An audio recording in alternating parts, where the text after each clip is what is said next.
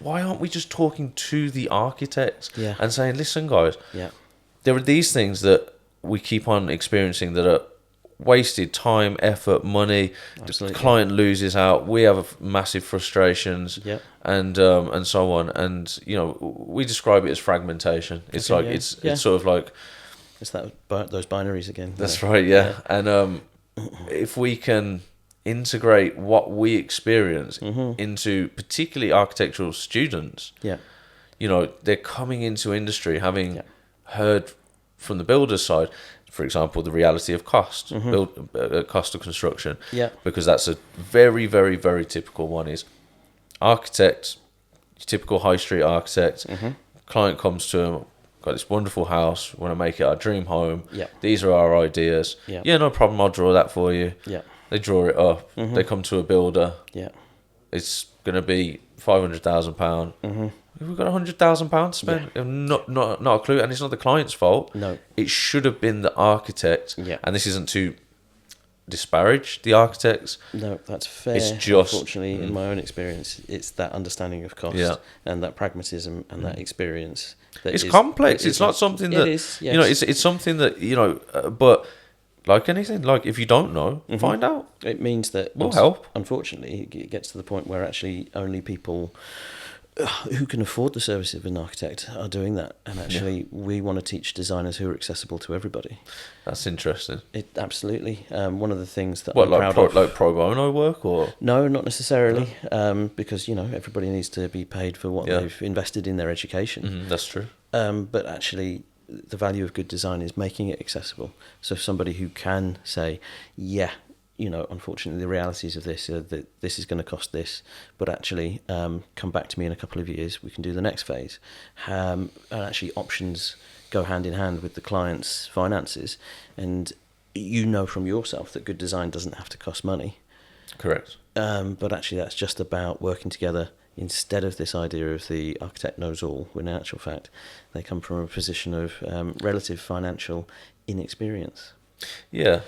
I think it's like if you think about the profession of law, it's like you get a solicitor and you think, okay, the application of your skills, as you say, the education that you've got and so on, and something that I don't, are you going to milk that? And I'm going to be hating lawyers for the rest of my life and regretting that I got into this situation?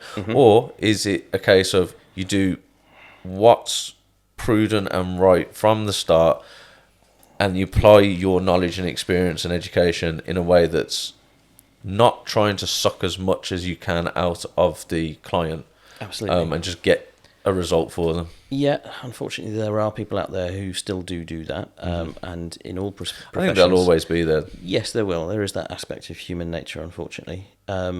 There is no protection of function for the role of architecture, so that means that we are competing with other designers. That's if true. That makes sense, in a way that the legal profession isn't. But That's a really good point. it does mean that we have to be more practical, more communication is obviously key to that, so that actually you're working with your clients to not exceed your budget, that you're always working with them to make those final decisions. And actually that means working with contractors. I think If you it don't does, have isn't the it? There's no other information- way. Because No, yeah. if you think like 20 years of experience in house building, and I mean I'm going through some extremely detailed data analysis at the moment, just looking at costs of construction and so on, and Okay. enhancing our system of working out costs and writing quotes and these sorts of things. And you could study just that for a lifetime, and Yes, people you could. do. They're called QSs. Yes, right. yeah, absolutely. So And we work with them in the university. Yeah. We offer that service as well. that's fantastic. So I think that's what I'd say is that if I could put my head into a school of architecture at any university and say one thing to them, Yeah. it would be work with contractors, builders, and QSs and commercial people Yeah. non-stop. This is Just why non-stop collaborate and talk and understand what they understand. This is why I'm particularly proud of being at University of Wolverhampton, because like nowhere else in my own experience, and what with one thing and another, you do your part one, you do your part two, you do your part three. All architects meet people from around the world, from around the country, who've experienced different universities. Very few of them have the kind of pragmatic education that University of Wolverhampton does. I know, for instance, University of Bath does, but we are creating graduates who are going to be useful to industry, who have that practical experience. And I think part of that is that low energy solution again, that actually it's not about bling, it's actually about design. And so actually it's something that works, that costs less. You're actually ultimately saving the planet as well.